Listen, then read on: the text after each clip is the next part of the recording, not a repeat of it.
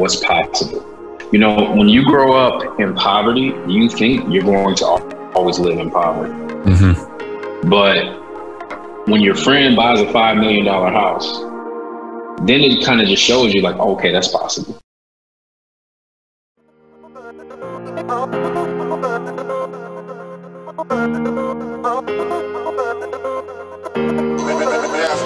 You're listening to the Everyday Legends podcast, the show that is dedicated to helping everyday men build legendary relationships with yourself, your partner, and your world.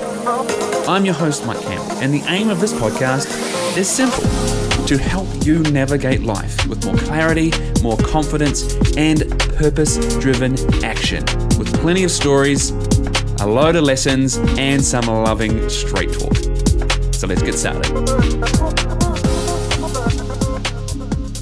Hello and welcome to a new episode of the Everyday Legends podcast. I am your host, Mike Campbell, and today I'm very happy, very privileged, very excited to bring you the one and only Sylvester Mcnutt III. Now, I haven't looked up online. I didn't ask Sly if he is the one and only. I mean, clearly there's 3 Sylvester Mcnutts, but are there any more Sylvester Mcnutts III? I don't know. Sly is such a wonderful, interesting, curious human being. I have gotten to know him over the last year or so as he and I are part of a small group of men who get together every week and connect and talk. You know, we started in breaking down some content that we all consumed, and then we would discuss a bit of a virtual book club, if you will. And now we connect and jam and, you know, act as community and friends and brothers to each other. And I've had the immense privilege of getting to know Sly and that witnessing him, his very curious and intelligent mind, and, you know, the way he goes about life and business. You know, he is a prolific author, now the author of 8 books, all very much centered around, like, if I'm going to throw a term on it, you know, getting the most out of yourself. He says in this podcast, you know, he is determined to have a growth-based mindset when it comes to life and really look at what's possible for him. You know, we spoke about this idea of, you know, he said, I realized there was a mindset that I needed to shift, which is a beautiful thing to say, but it's one of those things that's often easier said than done. How do we shift a mindset? And so Sly breaks that down for us, you know, really looking at his take on what is possible for himself. If it's possible for someone else, it's possible for him. And that's what I have really come to know about Sly, and which is one of the major reasons I wanted to have him on the podcast. Now, this is someone who I very much recognize and believe is, you know, a dude who I think has his quote-unquote shit together. But as a reminder on that point, none of us, no one, completely has their shit together. It is a relative thing. What is your shit? We all have it. But avoiding it, sneaking it, and stuffing it down in the dark corners of our psyche and our lives doesn't remove it. What it does is it places us at the place of being ignorant to its control from under the surface. Still running things, still pulling the strings. Getting your shit together is about bringing that into the light. It is about facing the things that we need to face, arming ourselves with the information and the tools to move past it and to move forward into what is possible for us. That's what I love in our conversation with Sly. And as a reminder to you, depending on when you're listening to this, if you're listening to this upon release, my new course, Get Your Shit Together 101, is coming out soon. If you're listening to this later on, then hey, check the website. Check my website and the website for this episode. You might very well see the link to dive into and partake in that punchy course to help you understand and get your shit together. Hopefully this episode with Sly is going to support you in that a little bit. And I want to give you a really quick preview into one of the major things that we talk about here. You know, Sly is someone who started out, as his story says, in corporate America, in his working life, that is. And now he's become this dude who has written 8 books, a lot of them hugely significant. And he knew at some point that he had to follow his dream, and he'd always had this dream of being a writer. I think a lot of us have this voice, not necessarily some obvious dream of being a writer, but something in us is like, I know I don't want to keep doing this thing for my life. And you might have, I know I want to do this. You might not have that, but you might have the I don't want to do this thing. But there's a voice that says there's something else for me. But then there's this gap often between how do I go from where I am now to something that is for me, that will light me up, that will have me living with purpose, clarity. You know, metaphorically rolling out of bed, jumping out of bed, and into my life every day. Well, Sly has done that journey. And so this is one of the stories that he takes us on from, you know, his, let's call it former life, which was very much a significant part in taking that step. And so you'll hear some of Sly's journey and story and adventure in this podcast. I look forward to you listening. As always, please let us know your feedback. What are you taking from this podcast? Like, don't just listen to it. Listen out for what you can learn and implement into your own life. And if it is landing for you, then please share it with a friend of yours. Make sure to jump over to wherever you get your podcast, click like, subscribe, download, get access first, all the things depending on what's relevant for where you listen to your podcast. And certainly if you listen to it on Apple, then I would absolutely love and appreciate a review. An honest review that tells me what you think of it, so that the people looking for podcasts can benefit from your take on what you hear in this episode and all the others. Otherwise, it's time to dive into the conversation with the one and only Sylvester Mcnutt III. Sly, Let's start the show. Welcome, huge welcome to the Everyday Legends podcast, brother. It's great to have you here. Thank you. Thank you for the opportunity and the space. Looking forward to it. Now, you know, I've had the immense privilege of getting to know you in a form from a distance, you know, through I don't know, what do we call it now? A small community of, you know, men and brothers from around the world, although I'm the kind of odd one out on the other side of the planet for some time now. And I've just so much enjoyed witnessing you and hearing you and seeing you in some of your intellect and also, you know, a term that has been coined in the community, the Sly Slams. And so I've, you know, been looking forward to having you on and learning more about you. You know, some of my audience might know of you and know a lot about you. Some might not. So I'd like to explore a little bit of Sylvester Mcnutt III. And so what I want to ask you to start with, Sly, and man, feel free to take this wherever you want. Who are you? I think it depends on what day, you know, you ask me that. Because I always try to answer that question based on the moment, you know. Mm-hmm. And so this past weekend, like I was telling you pre-show, you know, I had food poisoning, me and my boy. So that was interesting to first time he was sick, and then the first time that I was sick of any kind, quite a few years. And so it was interesting. So mom was there. She was superwoman, supportive, just making sure I was good, making sure he was good. And it was funny, when I woke up Saturday, I could just feel something was off in my body. I just told her, I'm like, today is not going to be a good day. It's not going well, you know. And she's like, oh, well, you look fine. I'm like, man, look, I can tell you right now, my body is not where it's supposed to be. It took about 2 or 3 101 degrees Fahrenheit. And you know how it is as a man, when you get sick, you just turn into a little baby boy. I was useless, but. And you had the sick little baby boy literally next to you too, right? Yeah, I mean, he was better than me though, because he threw up. It was the very first time he threw up. And then from there, he was just a warrior. He was climbing on me. He was just running around everywhere. And I mean, he was just living his life like almost nothing happened. He wasn't too worried about it, which that's actually his personality. He's kind of just like, I'm gonna just do what I want to do. I don't care if I'm sick or if there's pee on me or, you know, if I don't have a shirt on. I'm just gonna live my life. I'm just gonna roll. Yeah, it's just gonna roll. So yeah, the number one thing for me right now is, you know, being a dad, a new dad. My boy is 13. He's about to be 14 months.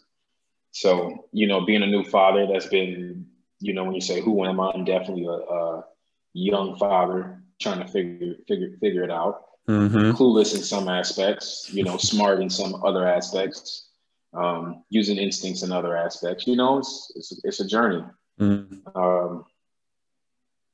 I would say I'm a creative person. I would say one of my gifts is taking a look at situations, right? Like interpersonal situations, and then breaking down the interactions that went on, whether it's from like a communication standpoint or a psychological standpoint, to the best of my ability. I feel like that's one of my gifts, and that's probably what I'm known for outside of my house and like my family network. And then something that people probably don't know about me at all and will probably never ever guess is that like I love video games, specifically like first person shooter games. Yes. So like Call of Duty, Halo, like I've always loved those games, and I'm actually really, really good at them. Nice. So much to choose from there. Thank you for sharing that.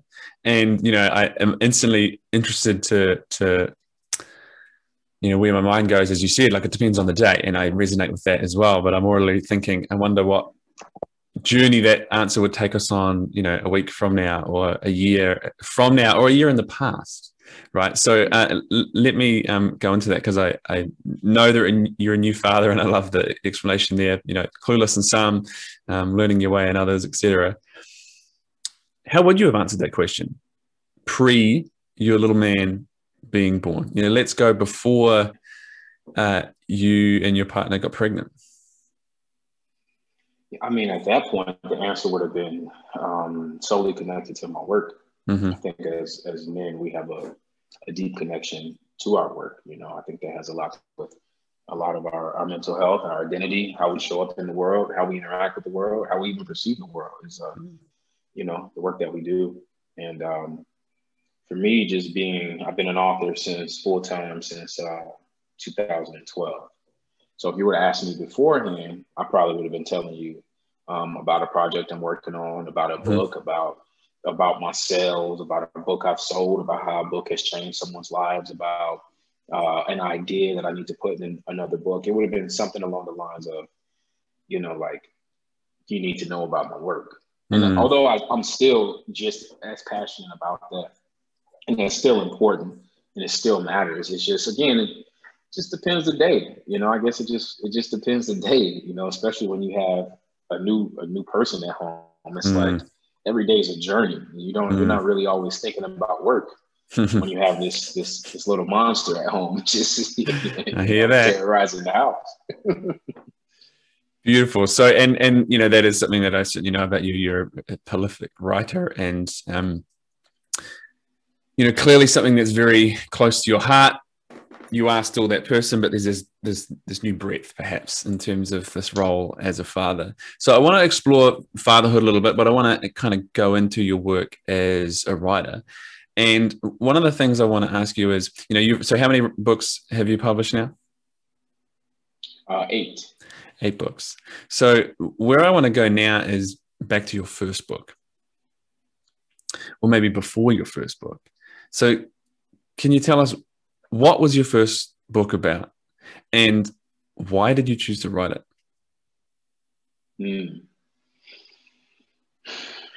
Okay, we have to go back to, I left college in 2009, started working in corporate America about 2010 as a sales manager.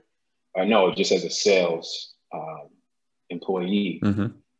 Was top 1% in my company for 2 years, wanted more, wanted to move up, moved up to management, became a manager. And right around the time I moved into management, my desire to write, that has been my lifelong dream, it comes back. Right. So as management, you're working 50, 60 hours a week. You're working at home, you have emails on your phone at home, you're not supposed to, but you're checking on your work emails, you're checking in with your upper managers, and you're doing your daily reporting, you're doing your skill share, your daily coaching, everything that it takes to be, a good leader. Working overtime, coming early, staying late, all that jazz. I'm making at that point the most amount of money that anybody in my immediate family is making. I think I'm like 25 at the time.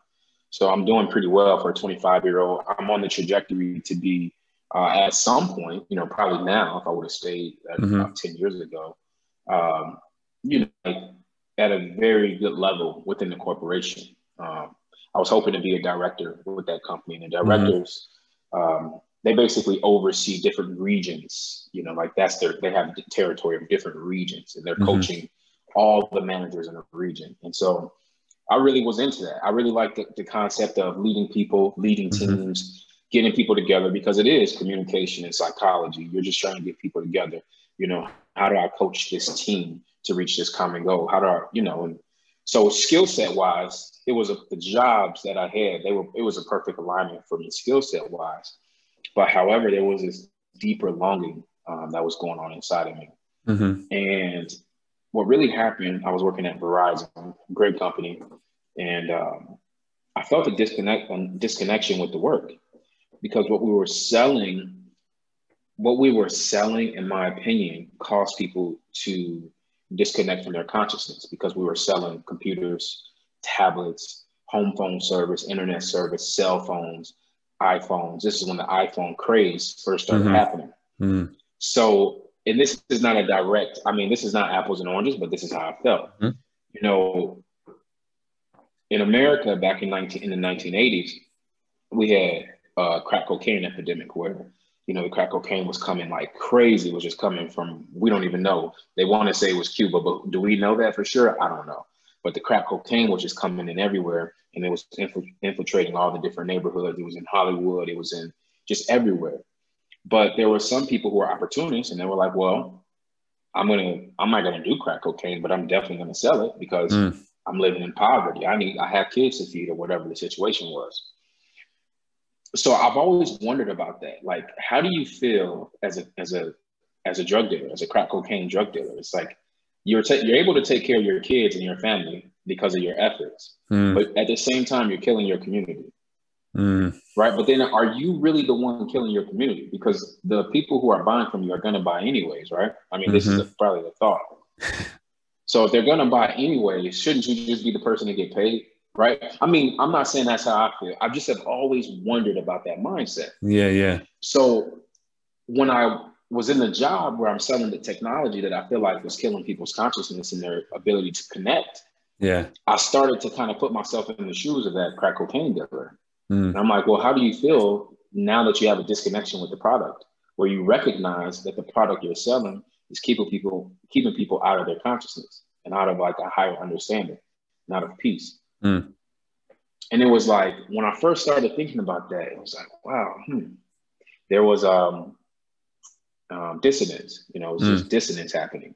So now as I started to go to work, then things really started to bother me at work. It was like, as soon as I hit that thought, like, it was just like an avalanche. Like every day I would get bothered by something. And, if you go to work every day and you're bothered and agitated and angry every day, that's a problem.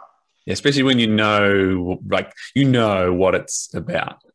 There's this thing that I'm doing, like everything that's basically driving, even though there's all this, as you said, the skills, the leadership, all that stuff that I get to grow, the vehicle is this thing that I essentially no longer believe in. And that was just the moral aspect of it. Then I started looking at the financial aspect. The box that I was managing was driving $11 million a year. So, and this is a, multi-billion-dollar company. So I'm just kind of looking at this like, this is a multi-billion-dollar company, multi-billion-dollar industry. The specific box that I'm managing is, doing 11 to 12 million, but I'm only making 75,000. Now, because I'm 25 and I'm a few years removed from college and I'm not a director or executive in the company, I'm supposed to just accept that $75,000 a year is great. Well, it's not. To me, it's not to me, especially it's not to me when I had to sacrifice my mental health, all of my time, all of my personal life, even my physical health suffered because I was working so much. So I'm just sitting here thinking about it like, okay, and from a morale standpoint, it's not really in alignment anymore. Now, from a financial standpoint, like 75,000, I mean, it's good. That's good money. But to give up my physical health, to give up my mental health, to give up all in one time, I don't know if that's what, I don't know. I need a little more than that. Actually, I need a lot more to give up all of that. So then there was that. And then the other pillar was my longing to fulfill my childhood dreams, which was being a full-time author. So the way that would happen is I would be at work, I would be helping customers. And, we always had 2 iPhones. We had a personal phone and we had a work phone. And I used to clip them. I used to wear the dad clip and just clip them on my belt. Oh, yeah. And and so what would happen is I'll be helping a customer or I would be supporting, one of my employees. And then I just say, hey, excuse me, guys, I'm just going to step to the bathroom. But I would do that like 10 times in a shift. Right. I would go to the bathroom pretty much every hour, but I didn't have to go to the bathroom. So I would just go in the bathroom, lock the door, and then I started writing my book on my phone. So I would just start working on my book on my phone. And then, consciously knowing that you were writing a book or just getting thoughts down? I knew it. Okay. Yeah. I knew. I was like, I got this idea for a book. So I'm going to start working on it. So I started working on my book. My very first book, it was actually a sci-fi short story. And it was horrible, but it doesn't matter that it was horrible. All that matters is I wrote the book. Yeah. I put it on Amazon. A couple people bought the book. I didn't expect anyone to buy the book. I just was like, hey, let me just publish this. So I ended up publishing it, and like people started buying it. They're like, there's a sequel coming out. And I'm like, sequel coming out? I didn't even get this thing edited. Like there's typos in there. This book is awful. What do you mean? Like there's like no character development. It was just awful. Like this version of me would never put that out. But back then I had to do what I had to do. But the fact that people bought it, I was like, I mean, it was only like 99 cents or like $2. But I was like, damn, like people actually bought that. And I got to thinking like, what would happen if I like really tried and really, committed? Now, for the context of the story, I studied writing and communication in college. So to me, this was like always supposed to happen. Yeah. And so I get back to work the next day. And I thought that I was successful because I sold 2 books. I was like, oh, I'm successful. Like I'm successful. And then obviously the career I was in, we're top 1% in the company. I'm with that company like 3 or 4 years. We're turning over just sales. We're killing it. I got the directors flying in, calling me, emailing me. They're like, hey, we want to know your best practices. What are you guys doing? What are you doing? So in my mind, I'm like, oh, I'm successful. At this point, I'm a former football player as well. I played in high school, walked onto my Division I football team, and then I played 3 years of arena football. So I got paid to play football. It wasn't the NFL, but it was arena. So in my mind, I'm 25. I'm like, shoot, I'm successful. Yep. The rest of my career at this point is like the cherry on top. So I said to myself, I just need to write a book about success. Like, what is success? What does that mean? So my very first book was called The Accelerated Success is a Choice. And so what that book is, you asked about my first book. It was, how do you choose the mindset of I want to be successful? And what the hell does success even mean? Because a person who works on Wall Street, his version of success may be different than, a mom in, San Francisco. They may have completely different versions of that.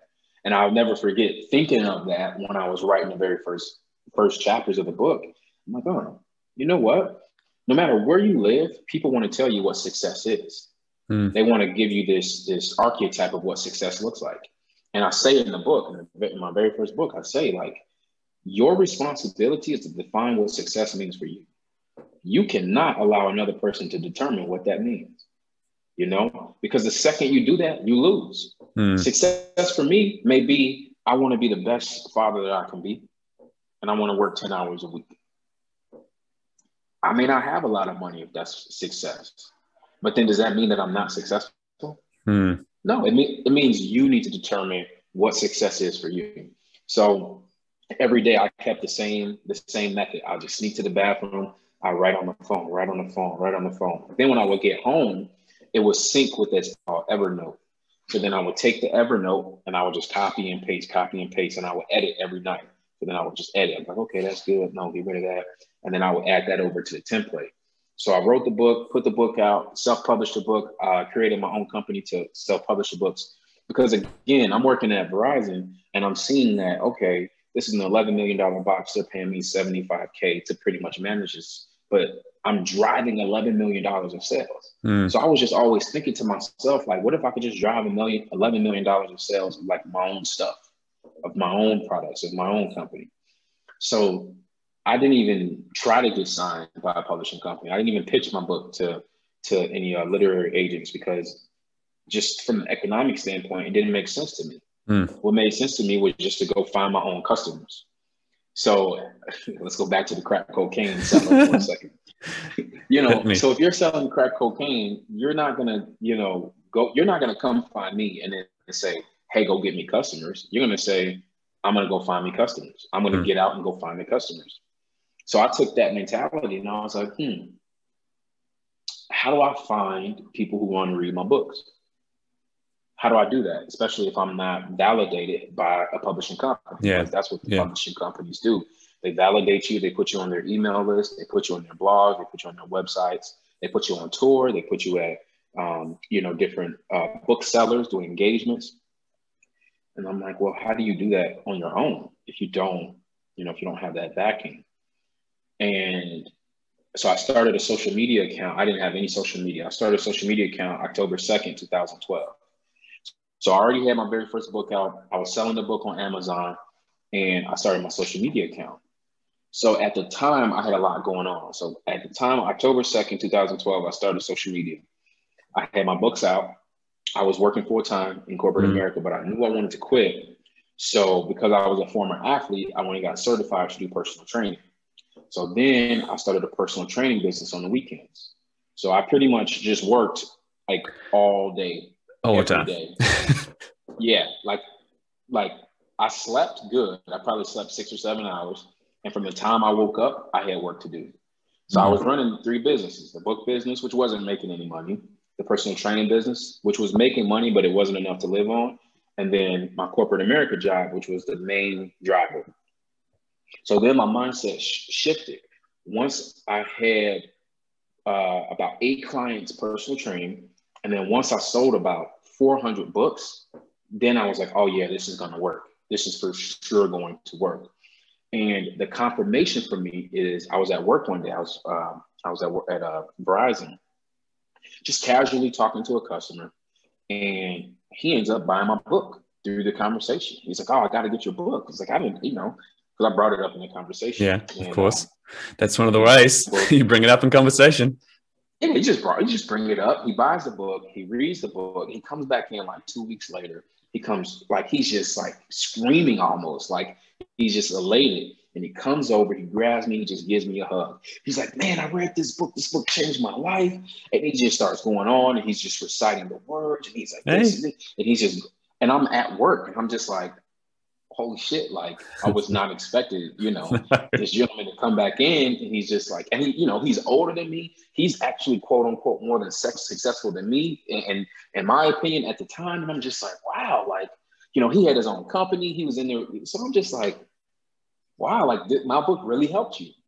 He's like, you got to keep going. He's like, when's the next book coming out? Can I pre-order it right now? I'm like, the next book, like I'm at work right now, and like that confirmation for me, when him coming in, just like screaming this, this gentleman, you would not expect that from him. And I was just like, wow, like I have to do this. The final straw.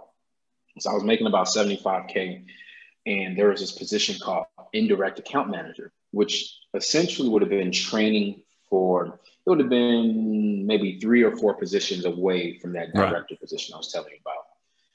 But it's kind of training for it. Yeah. So, you would have been making about 110, 120K, which in my mind, I was like, hey, if I can get to 100K by the time I'm 26, 27, I'm good to go. Like I'll be set for the rest of my life. This is how I was thinking. And it came down to 2 applicants for the open position. The other guy got it. He got the role. And I was pissed. I had more education than him. I had more time entitled than him. I had better sales performance than him. And I had more experience because I worked in 2 regions. Right. I worked in the Chicagoland region and I worked in the West Coast here in America. He had only been out here. So I'm thinking like, there is no way this dude is going to beat me for this role. So sure enough, he gets the role. So I reached out to the hiring manager and I said, hey, why did this gentleman get the role? Like, I'm just super curious for feedback so I can make sure that, when I come up again for my next interview, that I'm more prepared, that I'm more polished, that I'm ready to go. And he says, you were prepared, you were polished, your sales performance is there, your education is there, your personality is there, your track record is there. But the difference is both of you report to the same person. And when I asked who you guys report to, when I asked that individual, which one of these guys do I need to take? He told me to take the one I hired and not you. And I said, So at that moment, that's when I officially checked out, because I said, okay, this would have been a $30,000 to $50,000. And the reason that I didn't get it was not my education. It was not my time and title. It was not performance. It was basically because that person was liked more than me. And that never sat well with me. $30,000 to $50,000 is a lot of money. And that didn't sit well with me. And I'm just sitting here like, man, why am I busting my ass to make sure that we are one of the top performing locations in the whole company, to lose out on a $30,000 to $50,000 opportunity? When in my mind, I'm like, you know what? I could create an $11 million opportunity on my own if I take a risk on myself. So I was like, you know what? I'm gonna keep going though. I'm gonna keep going. I'm gonna keep working. I'm gonna stick in this. Then it came time that year. It was around Christmas and Thanksgiving. My dad was getting real sick, and we didn't speak. Me and my father didn't speak for about 5 years. Right. And we had just reconnected, and we were healing our relationship, and that was very important to me. And so I told the same guy that did not pick me for the new role. He was who I reported to. And I told him, I said, hey, I won't be available for Thanksgiving or Christmas. It's very important for me to make sure I go back to Chicago and see my family. And he's like, well, you're a manager and you know how this industry is. You need to work it. You have to be here. Customers come first. All of that. Now, this goes back to the morale alignment. We were no longer aligned from a morale perspective because in my mind, my father has been disabled. We didn't speak for 5 years, and now we are healing our relationship. So actually, where I want to be on Christmas and Thanksgiving is in the presence of my father to work on our relationship. So that's what I did. I put my 2 weeks in, and that's what I did. I went and made sure that I saw my dad and I saw my family. My dad passed basically a year and a half later. I would have regret to this day if I would have said, you know what, manager, I am going to work this job. I am going to stay here. I am going to go ahead and not fly back for, 2 or 3 days. 2 or 3 days. Why am I killing myself for this company? I'm not working out. I'm not eating right. I'm not sleeping. Why am I killing myself for y'all? You don't give a damn about me. And then obviously in there is still this disconnection, as you said, with what they're doing, what you're selling, right? So is that still present at this stage? Is that going under the surface a little? It was present, but I don't have, even to this day, I don't have financial support. I don't have friends and family to fall back on. So me leaving the most secure job I ever had, it had to be thought out. It had to be a methodical thing. So once these things just all started lining up, like I tell people in my work, it's like, how many signs do you need? How many opportunities do you need before you realize, like, okay, this is what I need to do. This is no longer what I need to do. This is no longer in alignment with me. And I put my 2 weeks in. I went full-time into personal training, which was really cool because as a former football player, I ended up getting football clients. I started getting, the general population. I started getting athletes. Like That business started growing. Within 6 months, I had about 70 clients. I had a boot camp. It was hard work. It was hard work. Now, I didn't want to do that long term, but I wanted to do it until I could get my book writing business profitable, you know? And so that's what happened. I did that for about 2 years, which was great because that let me get back in shape as well, because I got out of shape working there, eating pizzas, doing the donuts. Those were the consequences, right? That was the prices you were paying for that income. So then let me ask you, you know, in this, from the moment that the success book, you know, you're writing it and then it lands and then you have this response from the customer and so on. And then, you know, all this stuff is happening and you end up kind of leaving.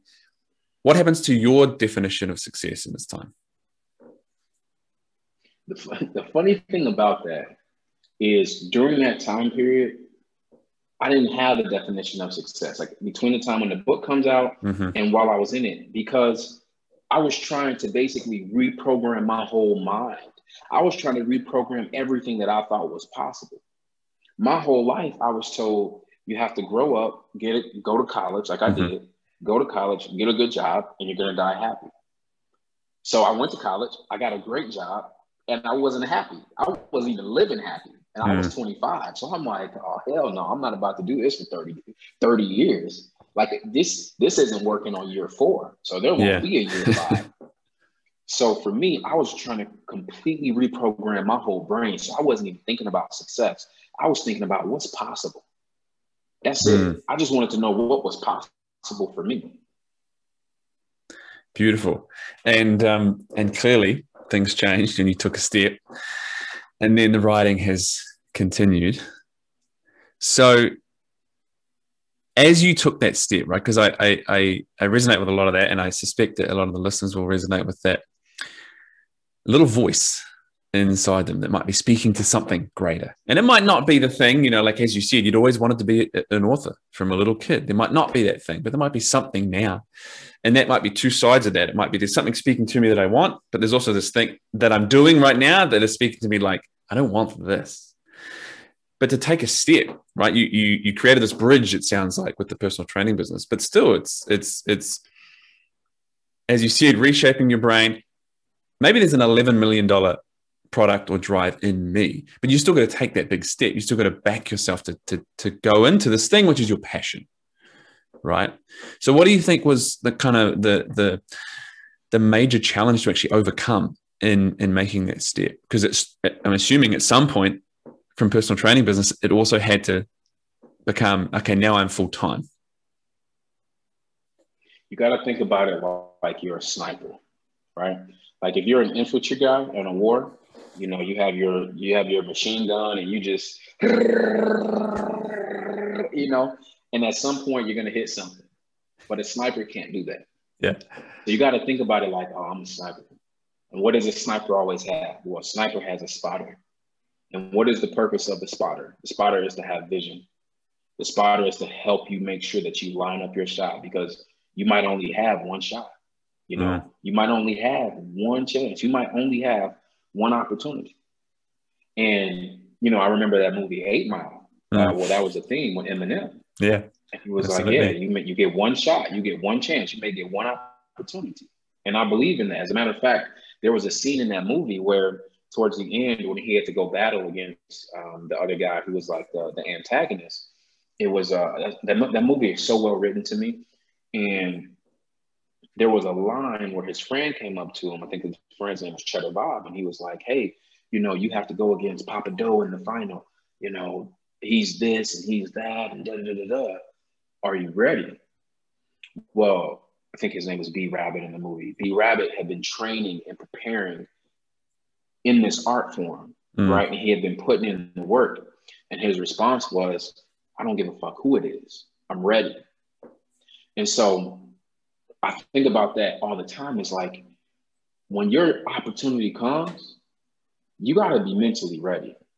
Your life outside of you, it may not be in total alignment, but mentally, if you can just engage it and you're ready, you'll get there. When the sniper goes to take his shot, he's ready.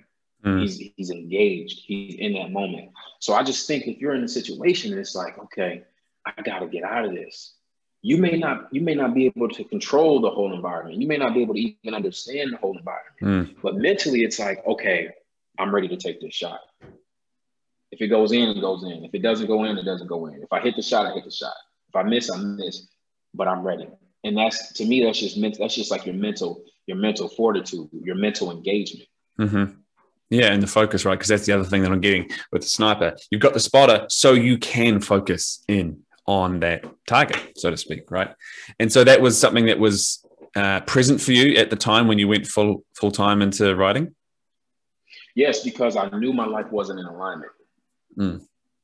My most popular book is called Care Package, A Path to Deep Healing. And the very first chapter is called Alignment. And what I'm basically trying to get to do is to heal their life. Because now I recognize that the key to success is healing. It's not money. It's not fame. It's not success. It's healing. The more healed that you are, the more successful you will be. But I didn't recognize that. That was my 7th book. So that came out in 2017, I believe. So I didn't really recognize that until 2017. That's after my grandmother passed in 2012. My father passed in 2014. I was in my only toxic relationship that ended about 2014. And when I lost basically the best job, I gave it up. The best job I ever had. I basically gave it up, walked away. And when I finally kind of lost all of those things and all those pieces of myself, that's when I realized, like, okay, what is success? Because it's not the money. I had the money. I had the money already. I'm about 25, 27 years old at this time. I'm like, I had the money, so it's not success. I had the beautiful woman, but our relationship was shit. So it just looks, because that's what we think all the time. Oh, as guys, we're like, oh, the sex is great. You know, she's beautiful, like you're winning. No, that's not it alone. There's so much more than that. Yeah. So for me, before I got to turn 30, I'm like, I'm going through this stuff, you know, and I was like, well, none of this is success. None of this is success. Walked onto the college football team. Also got kicked off. So is that success, being on the football team, being a star? No, healing is success. And so when you say healing, you know, and healing your life, what do you mean by that? I think it's different for every person, right? But so for the person hearing that, going, oh, okay, so what do I need to heal? Well, it depends on who you are. Do you have a sugar addiction that you're lying to yourself about? Do you have an issue with alcohol that you're lying to yourself about? Do you have an issue with shame? Do you have a body image issue? Are you lazy and you wish you weren't? Healing depends on the individual. Do I have just trauma that I see and a trauma that has happened inside of me, and then when I see the news, I'm consistently triggered by it?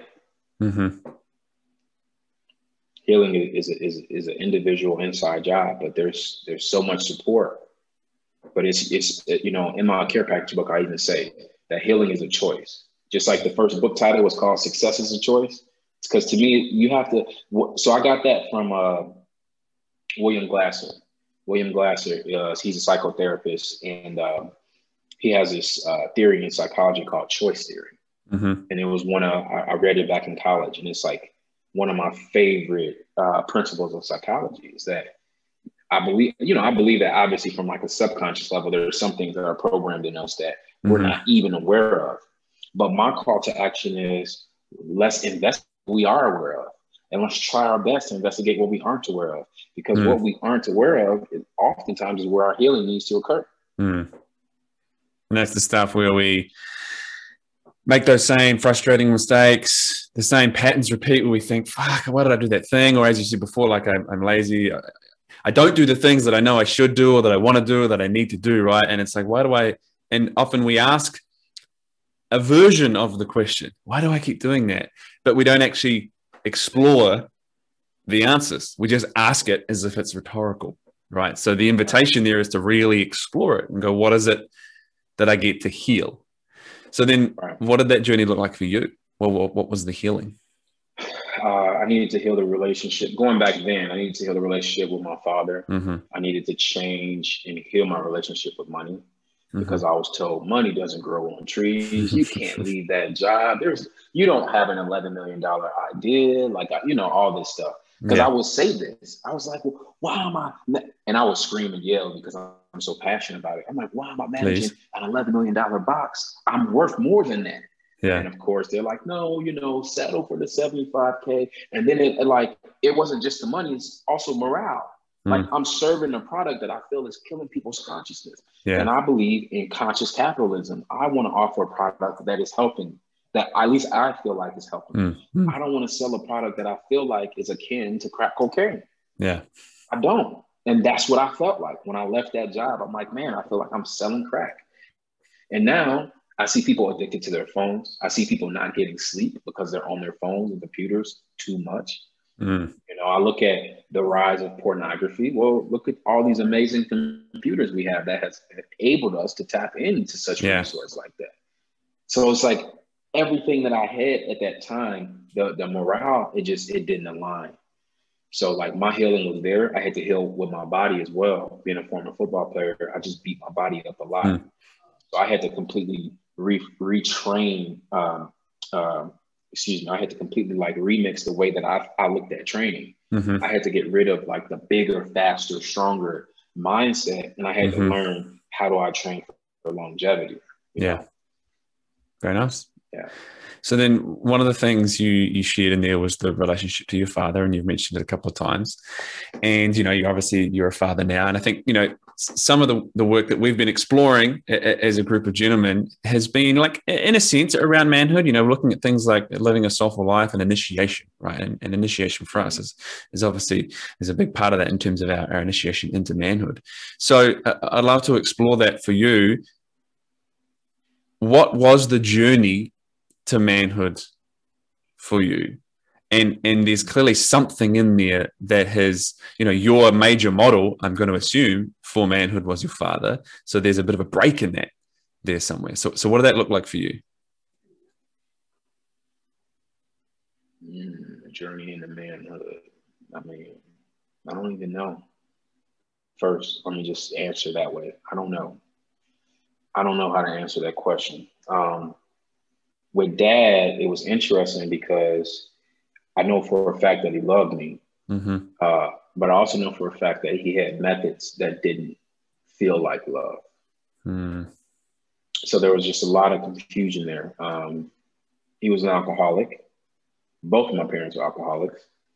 And, when you live with two alcoholics, you never know. You basically have four parents because you don't know which version of them is showing up. And that just creates a lot of fear. Creates a lot of watching and observing. But also I was advantaged because I had friends who had dads. So I would also see their dads too. And I was very observant of how their dads would act. And I could see that I was like, something's not right here. Something's not right. In terms of what you're witnessing out there or in your home? In terms of what I was witnessing at home, to have that contrast, to see that there was other dads behaving in different ways. I was like, okay, this is strange. I also had the contrast of the very first 6 years of my life. Now I don't remember the first, 4 years of it, but I have vague memories of when I was about 5 or 6. And I remember them being very good, very loving memories. And so actually in my life, what I had is the first 6 or 7 years was actually really good. And the foundation was good, and there was a lot of love, and the family structure worked. But then from about 7 to 14, it was here, and then it went down. Right. So my brother was born when I was 10. So he was born into a family structure that was already toxic, and I was not. My family structure actually became toxic. So I got to observe it, and obviously I wasn't super conscious, but I was aware of what was happening. You're clearly very observant, though. Right. And you're a sponge, regardless, right? It's going in there somewhere. But that's why I started writing, is because it was I remember when I was younger, quote unquote, this is me as a 12-year-old. I'm like, man, when I was younger, my parents were happy, they were vibrant, they were smiling, they were healthy. My mom used to play tennis. My dad would come to the basketball court with me. He would shoot jump shots. My dad would always take me to the park. But then when I get to be like 8, 9, 10, 11, 12, then the abuse starts. They don't go outside anymore. They don't have friends. They're lying to the family about what's really going on in the home.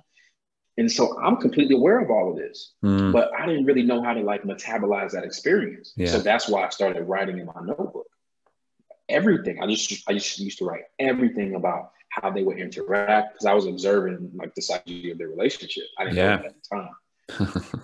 And so that's where it came from. I mean, that's where it came from.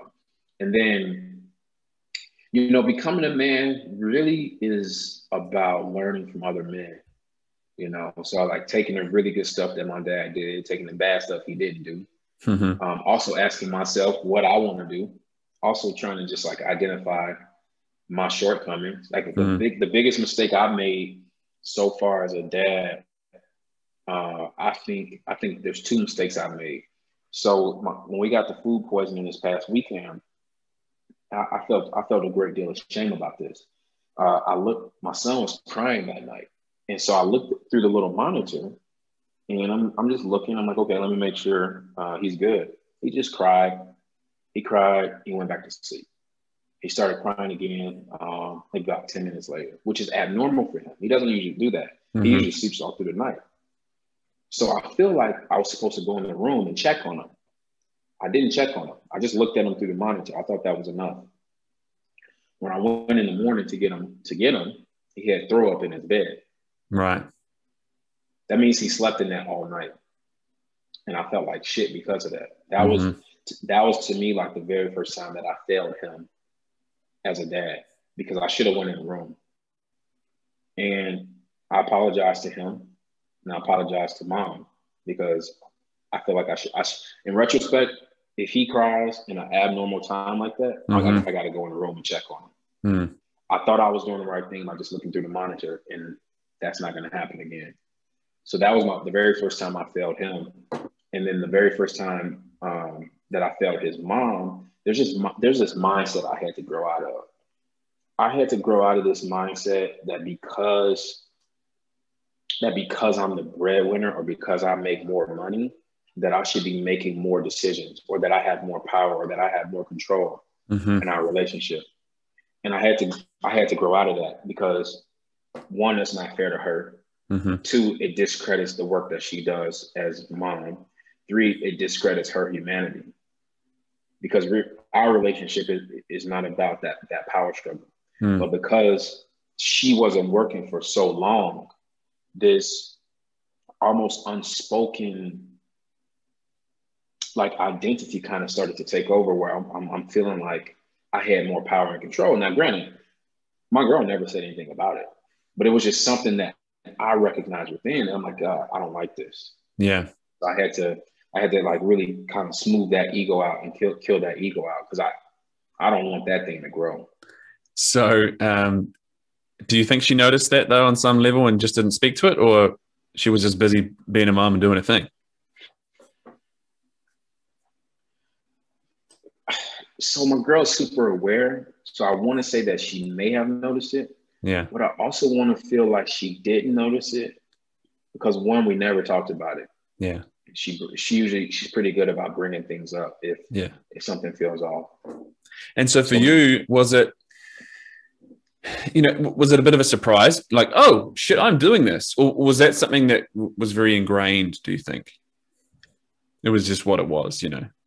I don't really know where it came from. It was definitely a surprise, though. It was definitely like when I recognized it, I'm like, why am I thinking like this? Yeah. It kind of shocked me. Yeah. And so then I'd love to explore, because I know this is the kind of work that you explore in your writing, your social media and your books and so on. But, you use this term, which I've picked up in this conversation and, in knowing you, and it speaks to, I think, your immense curiosity and I think determination amongst many other things. I had to change this mindset. And you clearly went about doing that. And I think this is something that so many, men, everyone, but I see so much of it in men is, well, there's this thing that's happening and that ain't working for me anymore. And I want to change that. And I know that there's a shift that needs to happen. There's some kind of, maybe I get stuck in the willpower story around it. Either way, it's all well and good, and I'll get bombarded with that on the internet and social media. Like, it's your mindset. How does someone actually just go about changing something like that? Or at least, what's your process? Yeah, so one of my favorite teachers is Les Brown. And, you know, he has a great speech, you know, where he just says, what's possible? And I just always go back to that. What's possible? You know, when you grow up in poverty, you think you're going to always live in poverty. Mm-hmm. But when your friend buys a $5 million house, then it kind of just shows you like, okay, that's possible. Mm-hmm. When you grow up around people who, let's just say, and I'm trying to not be shameful in my language here, but let's just say they're very deconditioned, mm-hmm. right? Meaning from a physical standpoint, they're mm-hmm. deconditioned. Their body's not used to movement. Mm-hmm. But then you also have a friend who makes the varsity high school basketball team. Then it's like, okay, well, that's possible. Mm. So to me, I just always think like, okay, well, what's possible in this situation? Like I definitely had a mindset that I don't feel like I wanted to grow in my relationship. Mm-hmm. So for me, I just took a step back and asked, like, what's possible? Is it possible that I get rid of this? Do I keep it? I don't really like looking at what's probable, because then you can get trapped.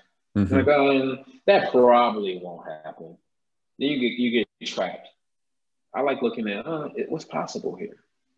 Oh, it's possible I can get rid of that. Okay, well, that feels much lighter and that feels safer for me because it's possible. Okay, let me go there.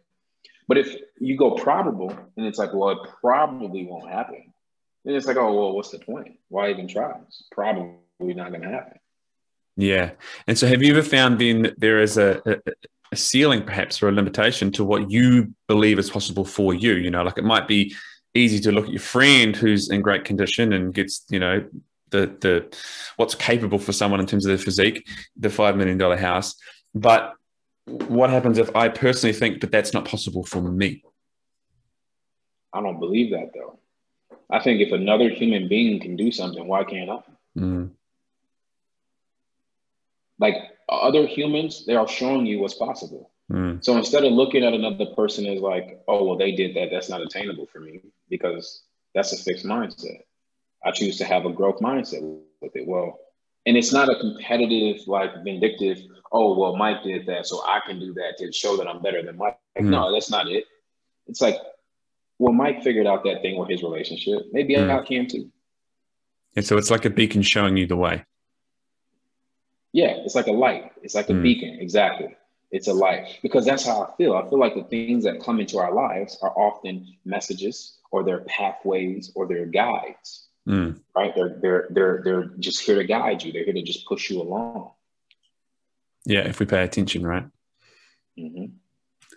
So then what does that look like for you now as a father? You know, you've had one beacon and many others that you've observed.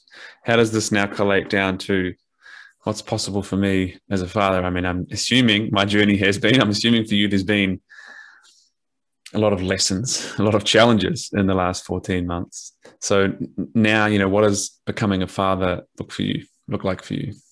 Well, first of all, it's hard. It's very hard. And I wish when I was growing up, I would have heard other guys acknowledging that and just stating that it's hard. Because I didn't. I never really heard that. But it's hard to be a parent. And it's hard for multiple reasons, because your relationship with mom changes drastically. Her availability changes as well, because now her time is dedicated to where she used to just cuddle with you and lay with you and flirt with you, have sex with you, and be all about you and be dedicated to you. Now she's got to go make your son some oatmeal. And you may not get that same love and that attention. Where's my oatmeal? Yeah. Where's my oatmeal? Or, you know, and it's like, it's tough. It's tough. Yeah. So one of the things that I'm doing right now is figuring out how to continue to date my girl, you know, continue dating, because we used to go on like every weekend. We were on dates, or we traveling. Like that's part of what he was created from. He was created from just like a beautiful relationship. But our relationship has drastically changed with him. So it's like, okay, how do we not necessarily go back, but how do we move forward with taking the elements of what got us here, you know, not to changing it. So we're figuring that out. So that's the very first thing that I'm trying to figure out as a dad, is actually more as a man, how to keep that feminine energy around me, you know, through mom. Because another thing is, in if you're not a dad yet listening to this, is like, your woman doesn't always want to give you feminine energy and be in her feminine energy when she's a mom, because the shit's hard as a mom and it's tiring. You know, my girl breastfed, so it's like, you got to think about it. It's like, when the kid first comes, every 2 hours, this kid is on the boob. And if the kid is asleep, mom still has to pump to try, because her body has to keep regulating the milk. I didn't know this. I didn't know this until I had a kid. Yeah, so then you can't not know like, it because it's right in front of your face all the time. Yeah. So you got mom is getting up even while she's asleep to pump. So she's tired all day. Then it's like, okay, when the woman first gives birth, she can't have sex for a while because of I think it's called the pelvic wall. The pelvic wall has to be restored. So as a guy, it's like, if you're thinking about sex every day, which that doesn't turn off just because you had a kid, well, now you're definitely not having sex because your woman just went through basically a traumatic experience, delivering your absolutely boy. Huge. And there's like this feeling where it's like, well, damn, I definitely don't want to pressure my girl to have sex right now because I know she's hurting and healing, but I need to have sex. I need to do something. But she's tired again because she just delivered a human, you know? And I know, see, guys never talk about this because maybe it's taboo. I don't know, but I'm going to keep it real with you. Like, please, all of that is hard. Yeah. All of that is hard. And so now he's walking, he's jibber jabbering, he's talking, he's got a personality now. He's 14 months. He actually made his first business deal yesterday. He went on my Xbox and he bought a video game. He bought a $70 game on the Xbox. So that's interesting. So presently, I'm trying to figure out how to heal my relationship with mom. Yeah. I'm trying to figure out how to be a dad to him. And the other two things that are going well, but I'm also still trying to figure out is just maintaining my physical fitness, because that's super important. And then fulfilling this, I guess we could call it the $11 million destiny, although that's not my goal, but just continuing my business, you know, keeping it going. I feel like the $11 million business is like a representation of what was possible then. It just happens to be two numbers, you know, 11 million. I feel like that's some kind of limitless, what's possible for me in my business. Does that sound accurate? Yeah. Right. And I don't even look at it like that. I'm not like, oh, we need to be worth 11 million, or I don't even look at it like that. Like, that's one thing that definitely changed. Like, when I was working in corporate America, we always had to do forecast, sales forecast. You know, we're going to do this month over month, week over week, year over year. I just found that to be so stressful. You know, I found that when you just stick to the best practices, when you create great products, when you develop great customer relationships, when you follow through with what you're promised, the money comes, you know, the money is going to come. They sound like some lessons for life right there. Sly, many lessons I feel like you have, and I appreciate those lessons. And I'm looking at the time, and I know we need to wrap this up. So what I want to ask very briefly now, if you're willing to share that is what book are you working on? Great. So my 9th book. This is my last week working on the book. I'm going to submit it to my editor this Friday. And the book is called, thank you. It's called Loving Yourself Properly. And so the question is, because they always tell us, love yourself, love yourself, love yourself. What does that mean? What the hell does that mean? And then how? Like, how do I do it? So I've been sitting with that for about 2 years. Nice. There's about 60,000 words in the book right now. Obviously, my editor may get rid of half of them. We don't know. But I think it's good. I think it's a good book. I think it's written well. It's written gender neutral. It's not like for women. It's not for men. It's written from a very, you know, human view. And I'm excited about it. I think it's going to be the best performing book. I think it's going to have the deepest impact, which is hard to say when you have books that have touched people so deeply, and that have moved people so much. It's like, it's hard to predict that. You really don't know. But just from the way I feel about this book, I haven't felt about the other books when I completed them. So I just feel internally, I just feel so much completeness and so much closure.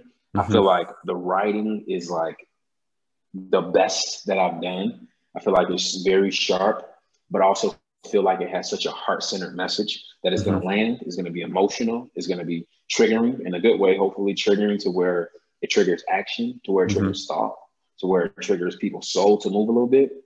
And I can't wait, man. I can't wait. Beautiful. Neither can I. Do you have a rough idea on when you're going to get this out? So I could play the game with you right now. Let's say I get it to my editor this Friday. That'll be about the 19th. It'll take them 2 weeks. So I'll get it back May. Boom, boom, boom. I can have the book out in June. Okay, so if you're listening, pay attention. Come back, revisit sometime June, July. We'll keep you posted. Sly, thank you so much for coming on the podcast. We'll make sure that all of the links to all your books, all your stuff can be found. But if people do want to come and find you right now, where's the best place to come and seek you out? So my full name is Sylvester Mcnutt III. Real name, you can laugh, it's a funny name. It's cool because people always are like, oh, is that your pen name? And sometimes I'll lie. I'm like, yeah, that's a pen name. Yeah. They'll be like, oh, well, what's your real name? And I'll be like, oh, Jacob or Jamal. I just make something up. But real name, super cool name. And I'm everywhere, every social media, all that good stuff. But I do want to say this, I think it's very important that you just get curious about life, like whoever you are. No other person should be I want to be like that person, or I got to be like that guy. But I just think that other people can show us what's possible too. So if you don't have what you want and you feel that, I call that out of alignment. You feel that out of alignment happening inside of you, open your eyes, open your ears, open your soul, ask questions, ask for help, ask people to help you, ask people to guide you.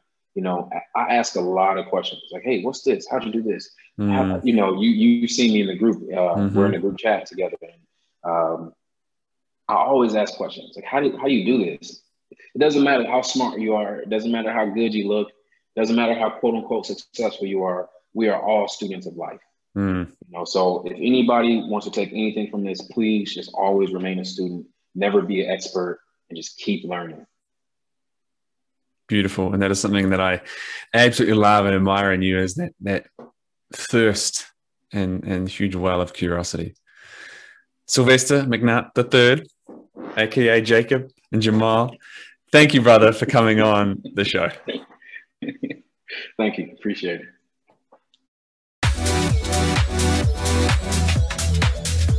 You've been listening to the Everyday Legends podcast, the show dedicated to helping everyday men build legendary relationships with yourself, with your partners, and in your world. If you have got something from this podcast, please share it with someone that you think could benefit from it. And please visit your home for podcasts. Like us, subscribe to us, leave us a review.